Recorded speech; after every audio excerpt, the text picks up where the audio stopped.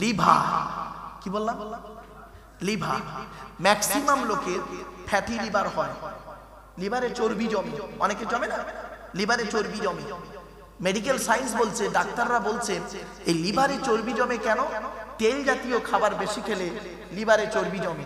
আচ্ছা, এটা কি আল্লাহ জানেন যে আমার বান্দারা এমন খাওয়া খাবে, এই পৃথিবীর সৃষ্টি জগতে আমি যা যা তৈরি করেছি হালাল খাবার, এত খাবার খাবে ওদের লিভারে চর্বি জমবে। সেজন্য যাতে লিভারের চর্বিটাকে কমানো যায়, লিভারটাকে ঠিক রাখা যায়, সেজন্য অল্টারনেটিভ একটা ফল, একটা খাবার আল্লাহ তৈরি করে দিয়েছে পৃথিবীতে। বলতে পারেন লিভারের সব থেকে উত্তম খাবারের নাম কি?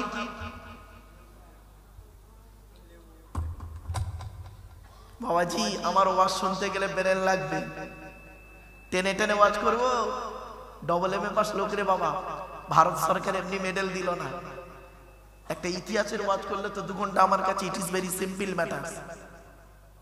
টেনে টেনে বললে হয়ে যেত 2 ঘন্টা, কিন্তু না। শুনে নিন, এই পৃথিবীর লিভারের জন্য ডাক্তাররা বলছে সব থেকে ভালো একটা খাবার সৃষ্টিকর্তা তৈরি করেছে, তার নাম কি জানেন? পেঁপে। কি বললাম? পেঁপে। পেঁপে ভাবতে পেরেছেন? আল্লাহ জানে আমার বান্দারা অতিরিক্ত খাবে, ওর লিভারে চর্বি জমবে, ওর লিভারটাকে ভালো রাখার জন্য পেঁপে বলে একটা খাবার তৈরি করেছে। ভাববেন বাড়িতে কি। 4 নাম্বার, আল্লাহ বলে তো দেহের মধ্যে একটা গুরুত্বপূর্ণ অর্গান তৈরি করেছে, ওটাকে ঠিক রাখবি, আর ওইটা যদি গন্ডগোল হয়েছে তো লাইফ নষ্ট হয়ে যাবে, তাড়াতাড়ি মারা যাবে। কিন্তু কি? কিডনি। কি বললো? কিডনি। কি সুন্দর কথা। আল্লাহ বলছে বান্দা শোন, আমার নবী বলেছেন সারাদিনে তোমরা পর্যাপ্ত পরিমাণ পানি পান করবে, পানি পানি। আর মেডিকেল সায়েন্স বলছে, বিজ্ঞান বলছে, মেডিকেল সায়েন্স বলছে একজন মানুষের সারাদিনে 24 ঘন্টায় 4 থেকে 6 লিটার পানি পান করতে হবে। ক লিটার? 4 থেকে 6 লিটার। আপনি ক লিটার খান? 3 গ্লাস পানি খান তো। সকালে 1 গ্লাস, দুপুরে 1 গ্লাস, রাতের বেলা 1 গ্লাস, আর বাকি চা, খালি চা খাচ্ছে। ঠিক না বেটি? তা ওল কিডনিতে পাথর জমবে না, জমবে কার? এজন্য পর্যাপ্ত পরিমাণ পানি পান করবেন। ভাবতে পেরেছেন? ভাবুন, কোরআন হচ্ছে এইগুলো নিয়ে গবেষণা করলো সারা বিশ্বের বৈজ্ঞানিকরা, এই কোরআন থেকেই পেয়েছে। চলো, এরপরে আল্লাহ বলছে তো দেহের মধ্যে 3টে জিনিস আলাদা। কটা? 3টে। আচ্ছা বাবারা, আমি একজন পুরুষ তো, আরে ভাই বলুন না, আমার পাশে যিনি বসে আছেন স্টেজে, উনি কি পুরুষ তো? ওনার মধ্যে যা যা আছে আমার মধ্যে তাই তাই আছে। এখানে যারা বসে আছেন পুরুষ যারা, আপনাদের মধ্যে যা যা আছে আমার মধ্যে তাই তাই আছে, কিন্তু 3টে আলাদা কোরআনে আছে। আল্লাহ বলে 3টে জিনিস আলাদা করেছি, মিললে কি কি? চলো 1 নাম্বার বলতে পারবেন কি? বলেন বলেন, একটা বলেন না আপনারা। 1 নাম্বার, হ্যাঁ, মুখের আকৃতি অনেকের এক হয়ে যায়। Thank you. 1 নাম্বার হলো ব্লাড। ব্লাডের 4টে group, A B, A B আর ও, প্রত্যেকটার মাইনাস প্লাস। একটা হিন্দু রক্তের ভিতরে 3টে জিনিস পাওয়া যায়, লোহিত কণিকা, শ্বেত কণিকা, অনুচক্রিকা, as a same no difference. একটা মুসলমানের রক্তের ভিতরে 3টে জিনিস পাওয়া যায়। তাহলে হিন্দু মুসলিম মারামারি করেন কেন? মনে রাখবেন, হিন্দুদের রক্তের ভিতরে মুসলমানদের রক্ত আছে, মুসলমানদের রক্তের ভিতরে হিন্দুদের রক্ত আছে। চিন্তা করতে করতে কিছু বের করে ফেলবে। কিছু বুঝতে পারছেন আমার ওয়াজ? পার্থক্য এই জায়গাটায়, এই জায়গাটায় পার্থক্য। এই কোরআন কি নিয়ে গবেষণা করছে কারা? America, London, France, Britain, Japan, Jordan, Germany ঠান্ডা করে বসে বসে কোরআন কি নিয়ে গবেষণা করছে। কারা করেছে? Humphry Davy, Michael Faraday, Einstein, Isaac Newton, doctor Maurice Bucaille, mister Cook, mister Javelin, mister Campbell, Raja Rammohan Roy, Ishwarchandra Vidyasagar, Rabindranath Tagore, Acharya Jagadish Chandra Bose, Francis Beck, Francis Drake, Williams কিপমুর, Williams Harvey, Thomas, George Bernard, এরা কোরআন কি নিয়ে গবেষণা করল। আর আমরা মুসলমানরা কোরআনটাকে নিয়ে কি করলাম? কোরআনকে নিয়ে কি করলাম আমরা? ধর্মের ভেতরে মারামারি করলাম। কি? গোল টুপি, লম্বা টুপি, চেরা জামা, ফাড়া জামা, তবলি, ফুরফুরা, আবার কি বুকে হাত বাঁধা, নাভির নিচে হাত বাঁধা, হাত তুলে মোনাজাত করা না করা, কিয়াম করা না করা, এই সব নিয়ে জানাজার পরে দোয়া করব কি না করব, এই সব নিয়ে আমরা মারামারি করে একে অপরকে কাফের ফতোয়া দিয়ে ধর্ম থেকে বের করে দিলাম। আর বৈজ্ঞানিকরা অমুসলিমরা কি করলো? অমুসলিমরা কি করলো? কোরআনকে নিয়ে গবেষণা করে ইসলামের ভেতরে ঢুকে পড়লো। কি আশ্চর্য, কি আশ্চর্য জিনিস! এক জাতি, এক শ্রেণীর মানুষ কোরআন পড়ে ধর্ম থেকে বের করে দিল, বললো কাফের, ও কাফের, ধর্ম থেকে বের হয়ে গেছে, কাফের। আর আরেক শ্রেণীর মানুষ কোরআন পড়ে চিন্তা করে কোরআন ইসলামের ভেতরে ঢুকে পড়ল। কি আশ্চর্য! কোনদিন ভেবেছেন আপনারা? অনুরোধ করে আপনাদের বলে যাচ্ছি, আমার বক্তব্য শুনতে গেলে এই ধরনের চিন্তা ভাবনা থেকে সরে যান। এই ন্যারো মাইন্ডের চিন্তা, ছোট মনের মানুষ থেকে সরে যান। এসব ধর্মের ভেতরে মারামারি করবেন না বাবা। যে যা করেন আপনারা, আপনাদের ব্যক্তিগত সিলসিলা, ব্যক্তিগত মত আপনারা করেন। আমি আপনাদের ওই ব্যক্তিগত জিনিসে হস্তক্ষেপ করব না। তবে আমি সামগ্রিকভাবে আল্লাহর কোরআন কি বলছে, নবীর হাদিস কি বলছে, ইজমা কিয়াস কি বলছে, মেডিকেল সায়েন্স কি বলছে এবং বৈজ্ঞানিকরা কি বলছে, দি হলি কোরআন ভার্সেস মডার্ন সায়েন্স কি বলছে, সেটার উপরে কিছু আলোচনা আপনাদের কাছে আমি রাখবো ইনশাআল্লাহ। আসুন আলোচনা শুরুতেই আমরা একবার সৃষ্টিকর্তার কাছে আমরা প্রার্থনা দোয়া করে নিই। আল্লাহুম্মা আমিন। রব্বানা যালামনা আনফুসানা ওয়া ইল্লাম তাগফির লানা ওয়া তারহামনা লানাকুনান্না মিনাল খাসিরিন। রব্বি জিদনি ইলমা রব্বিরহামহুমা কামা রব্বায়ানি সগীরা। রব্বুল আলামিন সন্ধ্যা থেকে নিয়ে এখন পর্যন্ত বহু জ্ঞানী গুণী বুদ্ধিজীবীরা বিভিন্ন দিক নিয়ে আলোচনা করেছেন। আমি অদম গুনাহগার, তেমন তো কিছুই জানি না, আমার নিজস্ব বলার কোনো ক্ষমতাই নেই। সুবহানাকা লা ইলমা লানা ইল্লা মা আল্লামতানা ইন্নাকা আনতাল আলিমুল হাকিম। ওগো দয়াময়, যে কদিন বাঁচিয়ে রাখবেন, কোরআন হাদিস ইজমা কিয়াস মোতাবেক আলোচনা করা, আমল করার তৌফিক দান করবেন। সর্বপ্রথম আমাকে আমল করার ক্ষমতা দান করুন।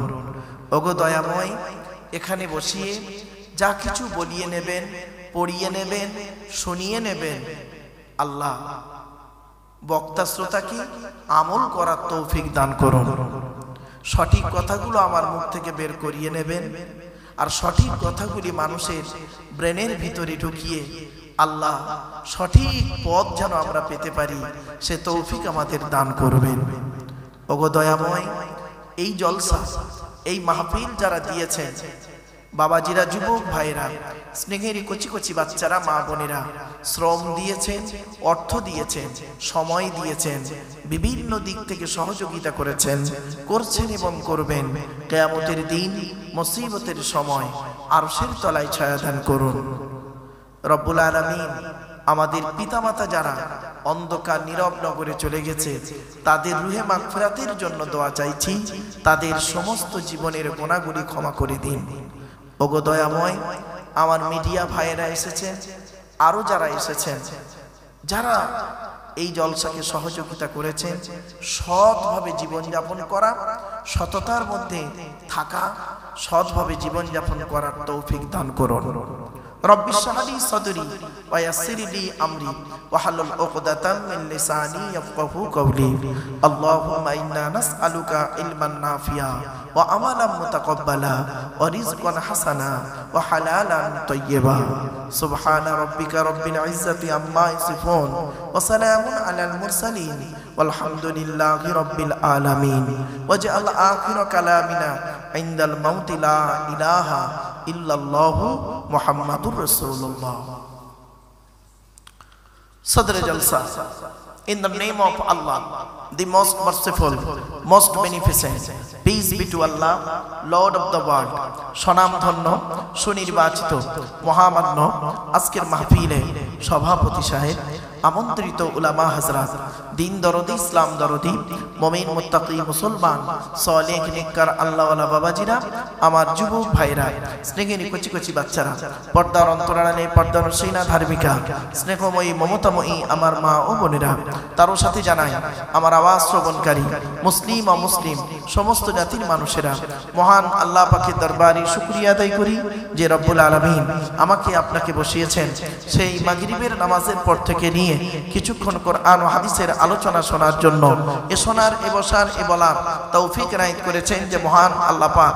সেই পরওয়ারদিগার বিনিয়াজের দরবারে প্রাণ খুলে ভক্তি ভরে উচ্চ আওয়াজে একবার শুকরিয়া আদায় করি। বলুন আলহামদুলিল্লাহ।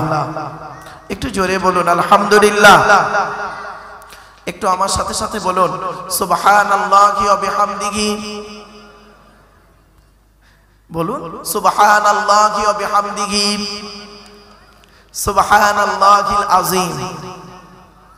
এটি হলো বুখারী শরীফের শেষ হাদিস। আর বুখারী শরীফের প্রথম হাদিস হলো ইন্নামাল আ'মালু বিন্নিয়াত। এর বাংলা অর্থ হচ্ছে প্রত্যেকটা কাজ তার নিয়তের উপরে নির্ভর করে। তাই এতগুলো জ্ঞানী গুণী বুদ্ধিজীবী মানুষ আপনারা এসেছেন, আপনাদের অন্তরে একটা নিয়ত আছে। আমি অধম আব্দুল্লাহ গিল মারুফ, তেমন ইলিম নেই, তেমন জ্ঞান নেই। আল্লাহ পাক আমাকে এখানে আনিয়েছেন, আমারও অন্তরে একটা নিয়ত আছে। আমার নিয়তটা আপনারা কেউ জানেন না, আপনাদের নিয়তটা আমিও জানি না। সুতরাং উভয়ের নিয়ত যিনি জানেন তিনি কে? জোরে বলুন আল্লাহ। ইন্নাল্লাহা আলিমুম বিদাতিস সুদূর। নিশ্চয়ই আল্লাহ রাব্বুল আলামিন বান্দার অন্তরের খবর সবই রাখেন। তাই আজকের এখানে যা কিছু আলোচনা হবে আপনাদের মাঝে আমার মাঝে, আজকের আলোচনার সাক্ষী রাখলাম কাকে? আল্লাহকে। আল্লাহু শাহীদুম বাইনি ওয়া বাইনাকুম। আপনাদের মাঝে আমার মাঝে আজকে সাক্ষী রাখলাম সৃষ্টিকর্তা আল্লাহ পাককে। এবারে আসছি আলোচনার বিষয়বস্তু সম্পর্কে। কিসের উপরে আলোচনা করব? আজকে টু দি পয়েন্টের উপরে কয়েক কটা বিষয়ের উপরে আলোচনা করব। এক নাম্বার, যার দেওয়া পৃথিবীতে বাস করি, যার দেওয়া সূর্যের কিরণ গায়ে লাগাই, যার দেওয়া চাঁদের প্রতিফলিত রশ্মি রাতে ব্যবহার করি, যার দেওয়া আকাশের পানি পান করি, যার দেওয়া সূর্যের কিরণ গায়ে লাগাই, যার দেওয়া জমিনে ঘর বেঁধে থাকি, চাষ করে খাই, যার দেওয়া অক্সিজেন ফিরি ফিরি নিই, কার্বন ডাই অক্সাইড ছেড়ে দিই, এ সমস্ত অবদান কার? জোরে বলুন আল্লাহ। তাই জীবনের সব ক্ষেত্রে জন্ম থেকে মৃত্যু পর্যন্ত মাথা নত করব, সাজদা দেব, ভিক্ষা চাইব একমাত্র শুধুমাত্র কার কাছে? ব্যাস। এটা যত তাড়াতাড়ি বুঝতে পারবেন তত তাড়াতাড়ি আমার বক্তব্য আপনাদের বোধগম্য হবে। It is my concept. তাই আজকে আমাদের সব থেকে সর্বপ্রথম যার আলোচনা হবে তিনি হলেন সৃষ্টিকর্তা আল্লাহ। আচ্ছা, আল্লাহর আবার আলোচনা কি করব? শুনুন, দু চারটে কথা বললেই বুঝতে পারবেন। এই কোরআনে আছে, এই কোরআনে আছে আল্লাহর পরিচয় হলো মাত্র চারটি। কয়টি বাপ? চারটি। কি কি? আল্লাহ নিজেই বলছেন। কি বললাম? কুল নয়।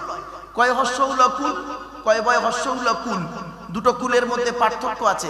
কওয়ালা ইয়াকুলু থেকে কুল মানে বলো, আকালা ইয়াকুলু থেকে কুল মানে গেলো বা খাও।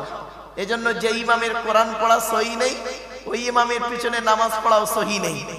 আমার বাপেরা মাথায় রাখবেন, কোরআনকে নামাজকে সহি করে পড়তে গেলে কোরআনটাকে সহি করে পড়তে হবে। চলো, আল্লাহ বললেন নবী তুমি বলো হুয়াল্লাহু আহাদ। সে আল্লাহ হলেন একক। দুই নাম্বার, আল্লাহ ওয়াহিদ নন, আল্লাহ আহাদ। আচ্ছা, ওয়াহিদ আর আহাদের পার্থক্যটা কি? ওয়াহিদুন মানে এক, যা দুই আছে বা থাকতে পারে। আহাদুন মানে এক, যা দুই হয় না। তাই আল্লাহ পাক বলতে পারতেন কুল হুয়াল্লাহু ওয়াহিদ, কিন্তু আল্লাহ কি বললেন? কুল হুয়াল্লাহু আহাদ। সে আল্লাহ হলেন একক। দুই নাম্বার, আল্লাহুস সামাদ। আল্লাহ হলেন অমুখপেক্ষী। আল্লাহ কারোর মুখপেক্ষী নন, সারা পৃথিবী তার মুখপেক্ষী। তিন নাম্বার, লাম ইয়ালিদ ওয়া লাম ইউলাদ। আল্লাহ কাউকে জন্ম দেয়নি, আল্লাহ কেউ জন্ম দেয়নি।